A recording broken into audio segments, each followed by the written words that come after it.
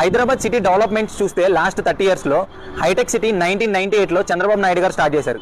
దానివల్ల సైబరాబాద్ ఫామ్ అయింది. ఇప్పుడు అక్కడ ఒక నార్మల్ పర్సన్ ల్యాండ్ కొనలేని పరిస్థితి.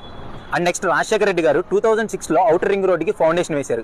అది 2012లో కంప్లీట్ అయింది. ఈ outer ring road Hyderabad development కి ఒక గేమ్ చేంజర్ గా మారింది. శంషాబాద్ ఎయిర్పోర్ట్ విషయానికి వస్తే 2000లో చంద్రబాబు నాయుడు గారు ప్రపోజ్ చేసిన ఎయిర్పోర్ట్ ని 2008లో రాజశేఖర రెడ్డి గారి గవర్నమెంట్ లో స్టార్ట్ చేశారు. 2007లో అప్రూవ్ అయిన మెట్రో ప్రాజెక్ట్ 2012లో భూమి పూజ చేశారు.